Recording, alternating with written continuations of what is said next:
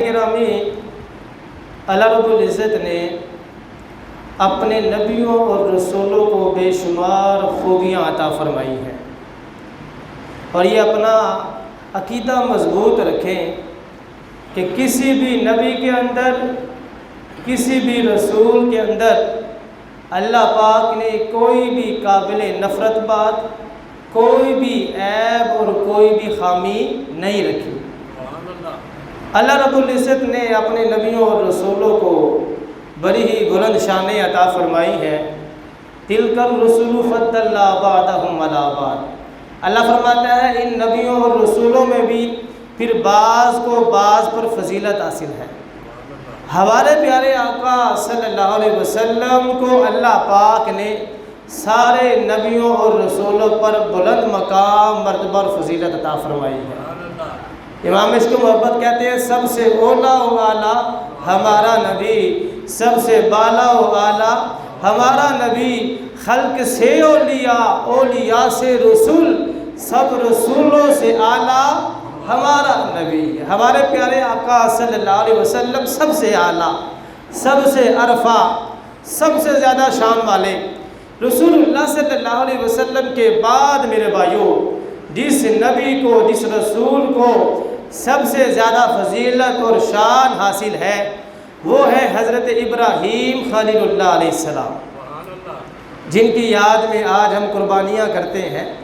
حضرت ابراہیم خلیل اللہ علیہ السلام وہ ہستی ہے کہ ہمارے پیارے آقا صلی اللہ علیہ وسلم کے بعد نبیوں اور رسولوں میں ان کو سب سے زیادہ فضیلت حاصل ہے۔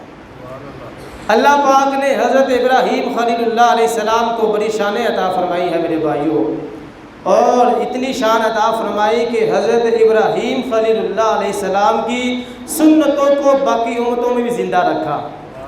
اب امت محمدیہ میں قربانی کرنا دیکھ لیں کس کا طریقہ ہے، حضرت ابراہیم خلیل اللہ کا۔ ہم ختنہ کرواتے ہیں، کتنی ایسی باتیں ہیں جو دین ابراہیمی سے لی گئی ہیں، اور علماء فرماتے ہیں کہ حضرت ابراہیم خلیل اللہ علیہ السلام کو جو سب سے بڑا اعزاز حاصل ہے وہ اعزاز یہ ہے کہ اللہ پاک نے اپنے محبوب کو حضرت ابراہیم کی اولاد میں سے پیدا فرمایا ہے۔ یہ بہت بڑا اعزاز اور شرف حاصل ہے حضرت ابراہیم خلیل اللہ علیہ السلام کو میرے بھائیوں۔ پھر اللہ پاک نے رسول اللہ صلی اللہ علیہ وسلم کو یہ حکم بھی دیا کہ آپ نے دین ابراہیمی کی موافقت کرنی ہے۔ حضرت ابراہیم خلیل اللہ علیہ السلام کو اللہ پاک نے بڑی ہی شانیں عطا فرمائی ہے میرے بھائیوں، اور اتنے اوصاف اللہ پاک نے حضرت ابراہیم خلیل اللہ علیہ السلام کو عطا فرمائے ہیں۔ اگر ان اوصاف میں سے کسی ایک وصف کی بھی بندہ پیروی کر لے، بندہ دنیا میں بھی کامیاب ہو جاتا ہے، آخرت میں بھی کامیاب ہو جاتا ہے، اتنے زبردست۔ ویسے تو حضرت ابراہیم خلیل اللہ علیہ السلام کو اللہ پاک نے جو اوصاف عطا فرمائے ہیں سارے کے سارے ہی لائق تقلید ہیں میرے بھائیوں، لیکن حضرت ابراہیم خلیل اللہ علیہ السلام کو اللہ پاک نے ایک وصف عطا فرمایا ہے، وہ ہے یقین۔ کیا ہے؟ یقین۔ یقین کا جو وصف ہے یہ اللہ پاک نے حضرت ابراہیم کو بڑے ہی کمال کے ساتھ عطا فرمایا تھا، اور اس کی آج ہم سب کو بھی ضرورت ہے۔ ہم بے یقینے ہو چکے ہیں، نماز پڑھتے ہیں تو بے یقینی کی حالت میں پڑھتے ہیں، قرآن پڑھتے ہیں تو بے یقینی کی حالت میں پڑھتے ہیں، درود پڑھتے ہیں پھر بھی بے یقینی کی حالت میں پڑھتے ہیں۔ ہمیں یقین ہی نہیں ہوتا کہ کملی والے آقا سن رہے ہیں کہ نہیں سن رہے۔ یقین کی جو دولت ہے، یقین کی جو نعمت ہے میرے بھائیوں، جس کو مل جاتی ہے وہ بندہ کامیاب ہو جاتا ہے۔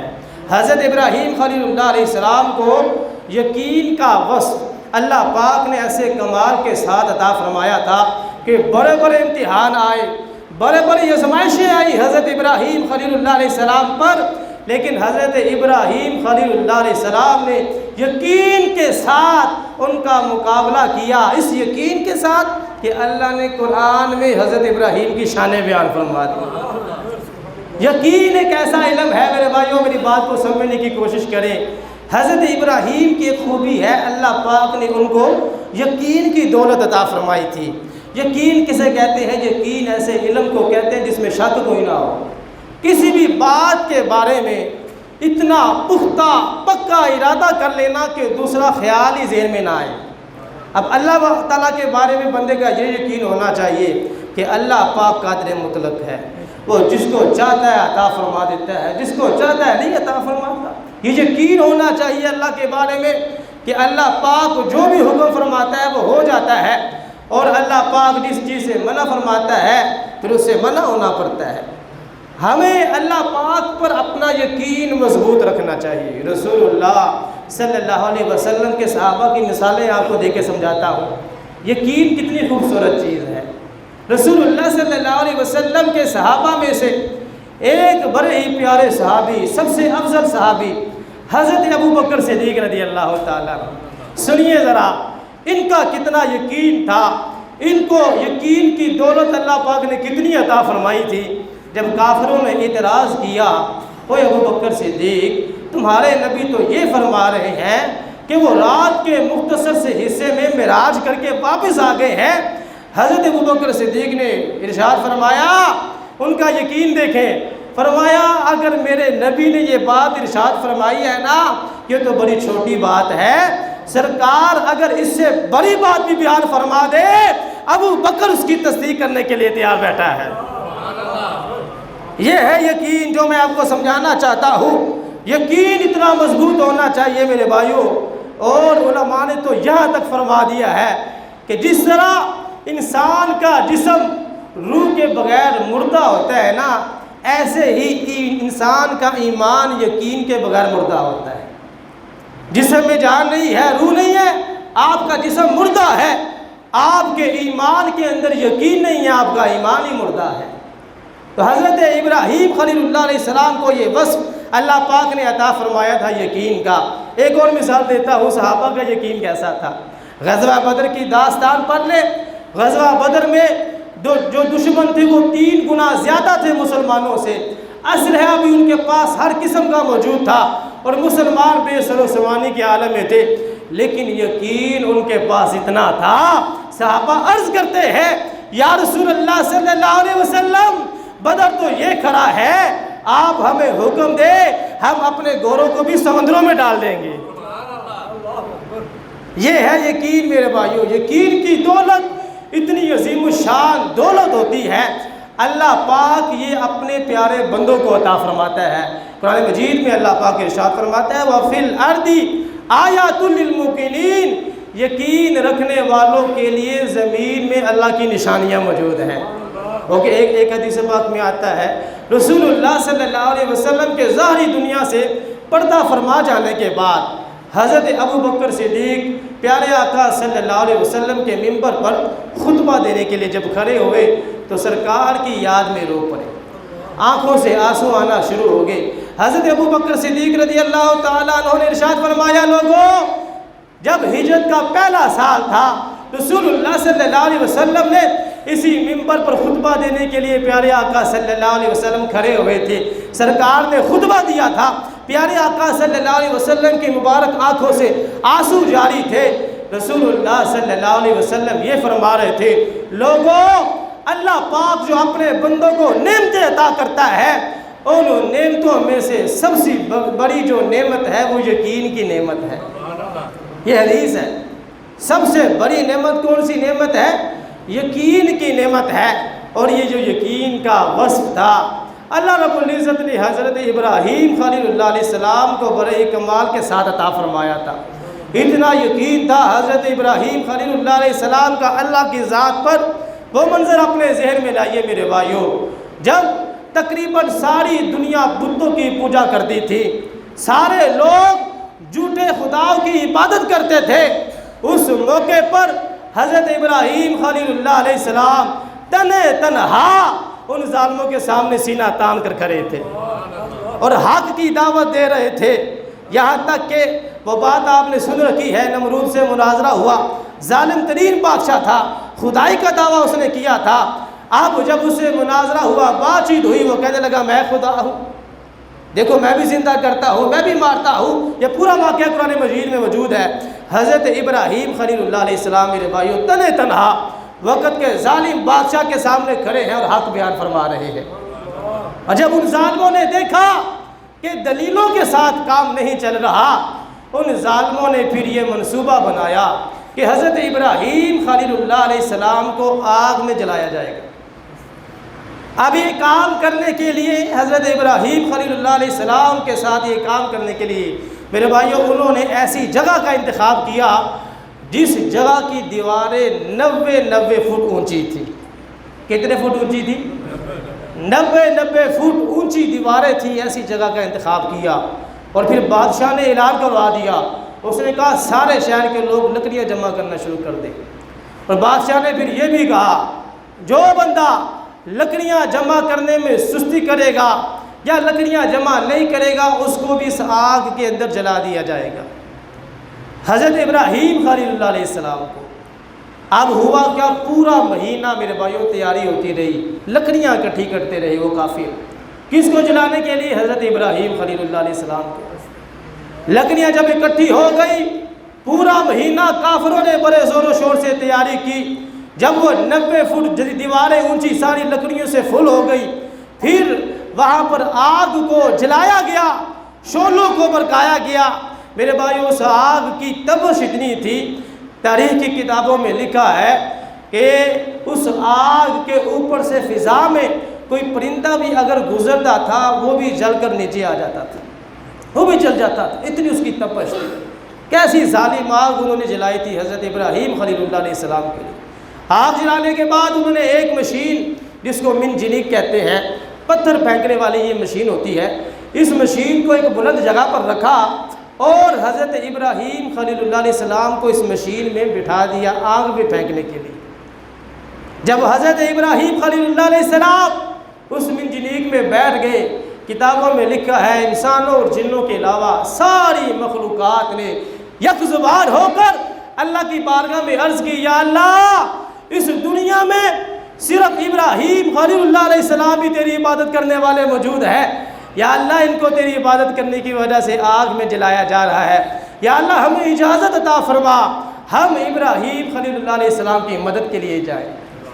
اللہ پاک نے ارشاد فرمایا کہ اگر حضرت ابراہیم تم سے مدد لینے کو تیار ہے تو جاؤ کرو مدد کرو، اگر وہ تم سے مدد لینے کو تیار نہیں ہے تو پھر میں ہوں اس کی مدد کرنے کی۔ ذرا بلند آواز سے کہیں سبحان اللہ۔ اب حضرت ابراہیم خلیل اللہ علیہ السلام کا یقین دیکھے، یقین کو لے کر میں چلا ہوں شروع سے، یقین دیکھے۔ ہواؤں پر مقرر فرشتہ حضرت ابراہیم خلیل اللہ علیہ السلام کے پاس آتا ہے اور عرض کرتا ہے حضور اگر آپ مجھے حکم دے میں اس آگ کو ہوا کے ذریعے اڑا دیتا ہوں۔ حضرت ابراہیم خلیل اللہ علیہ السلام کا میرے بھائیو اللہ پر یقین دیکھیں، فرمایا مجھے تمہاری مدد کی ضرورت نہیں ہے، مجھے تمہاری مدد کی ضرورت نہیں ہے، واپس چلے جاؤ۔ پھر حضرت جبریل امین آتے ہیں، فرشتوں کے سردار، اور حضرت جبریل امین کو اللہ پاک نے یہ بھی شان عطا فرمائی ہے، ہر نبی کے پاس گئے ہیں، ہر رسول کے پاس وہی لے کر جانے کی ڈیوٹی ہی حضرت جبریل امین کی تھی۔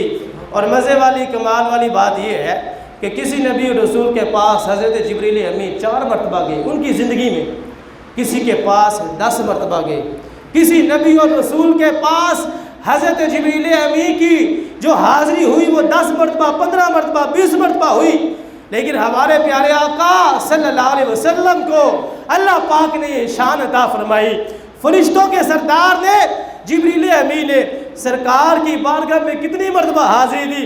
کتابوں میں لکھا ہے کسی کی بارگاہ میں 5 مرتبہ، کسی کے پاس 10 مرتبہ، کسی کے پاس 20 مرتبہ، سرکار کے پاس 24,000 مرتبہ۔ رسول اللہ صلی اللہ علیہ وسلم کے ساتھ پیار دیکھیں حضرت جبریل امین کا بھی، پیارے آقا صلی اللہ علیہ وسلم کی بارگاہ میں کتنی مرتبہ؟ 24,000 مرتبہ حاضری دی حضرت جبریل امین نے۔ حضرت جبریل امین آگے خلیل اللہ علیہ السلام کے پاس آ کر عرض کرنے لگے میرے لائق کوئی حاجت ہے تو بتائیں۔ حضرت ابراہیم خلیل اللہ علیہ السلام نے ارشاد فرمایا حاجت تو مجھے ہے لیکن تم سے نہیں ہے، حاجت تو مجھے ہے لیکن تم سے نہیں ہے۔ فرشتوں کے سردار جبریل امین کہنے لگے اچھا آپ کو پھر جس سے حاجت ہے آپ اس کو ہی کہہ دیں، آپ کو جس سے حاجت ہے آپ اس کو ہی کہہ دیں۔ حضرت ابراہیم کا یقین دیکھیں، کہنے لگے مجھے جس سے حاجت ہے اس کو کہنے کی ضرورت نہیں، وہ میرا حال خوب جانتا ہے۔ مجھے جس سے حاجت ہے اس کو کہنے کی ضرورت نہیں ہے، وہ میرا حال خوب جانتا ہے۔ تو میرے بھائیو، اللہ پاک نے حضرت ابراہیم خلیل اللہ علیہ السلام کے اس یقین کی لاج پھر اس طرح رکھی، قرآن میں اللہ نے ارشاد فرمایا قُلْنَا يَا نَارُ كُونِي بَرْدًا وَسَلَامًا عَلَىٰ إِبْرَاهِيمَ، اے نار، اے آگ، میرے ابراہیم پر ٹھنڈی اور سلامتی والی ہو جا۔ اب ہوا کیا؟ آگ کی گرمی ختم ہوگی، روشنی باقی رہی۔ آگ کی گرمی ختم ہوگی، آگ ٹھنڈی ہوگی، روشنی باقی ہوگی۔ وہ آگ جو جلانے کے لیے تھی حضرت ابراہیم خلیل اللہ علیہ السلام کو، وہ آگ تو ان کے لیے جنت کا باغ بن چکی تھی۔ حضرت ابراہیم خلیل اللہ علیہ السلام خود ارشاد فرماتے ہیں، کہتے ہیں میری زندگی میں وہ دن جن دنوں میں مجھے اللہ نے سب سے زیادہ نعمتیں عطا کی ہے، حضرت ابراہیم خلیل اللہ علیہ السلام کہتے ہیں وہ دن آگ والے دن ہے۔ جن دنوں مجھے آگ میں ڈالا گیا تھا، میری زندگی کے یہ دن وہ دن ہے کہ اللہ پاک نے ان دنوں میں مجھ پر بڑی اپنی نعمتیں عطا فرمائی تھی۔ یہ ہے حضرت ابراہیم خلیل اللہ علیہ السلام کا یقین۔ میرے بھائیوں، اتنا یقین تھا، اتنا یقین تھا، پھر بھی اللہ کی بارگاہ میں دعا کی، اِذْ قَالَ إِبْرَاهِيمُ رَبِّ أَرِنِي كَيْفَ تُحْيِي الْمَوْتَىٰ، اللہ کی بارگاہ میں عرض کرتے ہیں یا اللہ مجھے دکھا تو صحیح مردوں کو کیسے زندہ فرماتا ہے۔ اللہ نے فرمایا قَالَ أَوَلَمْ تُؤْمِنْ قَالَ بَلَىٰ وَلَٰكِن لِيَطْمَئِنَّ قَلْبِي، اللہ نے فرمایا یقین نہیں ہے۔ حضرت ابراہیم نے عرض کی یا اللہ میں چاہتا ہوں میرے یقین میں اور اضافہ ہو جائے۔ یقین پہلے بھی تھا لیکن یقین میں اضافے کی دعا مانگی حضرت ابراہیم خلیل اللہ علیہ السلام نے۔ پھر اللہ پاک نے مردے کو زندہ کر کے بھی دکھایا۔ سب کو پتہ ہے وہ کیا واقعہ ہے، وقت مختصر ہے، اگلی بات کرتا ہوں۔ اللہ پاک نے حضرت ابراہیم خلیل اللہ علیہ السلام کے اس یقین کو مزید مضبوط کرنے کے لیے جنت و دوزخ کی سیر کرائی، اپنے عجائبات دکھائے۔ اللہ پاک نے زمین و آسمان کے مشاہدات کیے حضرت ابراہیم خلیل اللہ علیہ السلام نے۔ کیوں؟ اس لیے کہ ان کا یقین مزید مضبوط ہو جائے۔ پھر حضرت ابراہیم خلیل اللہ علیہ السلام کا یقین تو مضبوط تھا ہی تھا، حضرت ابراہیم خلیل اللہ علیہ السلام کے جو گھر والے تھے ان کا یقین بھی بڑا مضبوط تھا۔ اتنا مضبوط یقین تھا میرے بھائیوں ان کا کہ جب حضرت ابراہیم خلیل اللہ علیہ السلام کو حکم ہوا کہ اپنی زوجہ کو اور اپنے بچے کو بے آب و گیا جنگل میں چھوڑاؤ، وہ جنگل کون سا تھا جہاں پر آج بیت اللہ ہے، بیت اللہ کے مقام پر چھوڑاؤ۔ اس وقت وہ بے آب و گیا جنگل تھا۔ جب وہاں پر چھوڑنے گئے حضرت ابراہیم خلیل اللہ علیہ السلام، اور یہ یاد رکھیں حضرت ابراہیم خلیل اللہ علیہ السلام براپے میں پہنچ چکے تھے۔ براپے میں پہنچ کے اللہ پاک کی بارگاہ میں دعا کی یا اللہ مجھے نیک بیٹا عطا فرما۔ براپے میں پہنچ کے دعا کی یا اللہ مجھے نیک بیٹا عطا فرما۔ اللہ پاک نے حضرت اسماعیل کی صورت میں نیک بیٹا عطا فرما دیا۔ اور ابھی حضرت اسماعیل علیہ السلام دودھ پیتے تھے، چھوٹے سے بچے تھے، دعاؤں سے اولاد مانگی تھی۔ دودھ پیتے بچے کے بارے میں اللہ نے حکم دیا اپنی زوجہ کو بھی بچے کو بھی جنگل میں چھوڑا۔ کیسا ان کا یقین تھا اللہ کی بارگاہ میں، دل میں دوسرا خیال بھی نہیں آیا میرے بھائیوں، کوئی وسوسہ بھی نہیں آیا۔ لیا اپنی بیگم کو اور بچے کو لیا، اس بے آب و گیا جنگل میں چھوڑائے۔ اب بتانا میں یہ چاہتا ہوں ان کے گھر والوں کا یقین کتنا تھا، اللہ پر توکل کتنا تھا، ان کا بھروسہ کتنا تھا اللہ پر۔ حضرت ابراہیم خلیل اللہ علیہ السلام کی جو زوجہ ہیں وہ کہنے لگی آپ ہمیں بے آب و گیا جنگل میں چھوڑ کے جا رہے ہیں، چھوٹا سا بچہ ہے میرے پاس، آپ بس ہمیں اتنا بتا دیں کیا آپ کو یہ آپ کے رب نے حکم دیا ہے ایسا کرنے کا؟ حضرت ابراہیم خلیل اللہ علیہ السلام نے ارشاد فرمایا ہاں مجھے میرے رب نے حکم دیا ہے کہ ایسا کرنے کا۔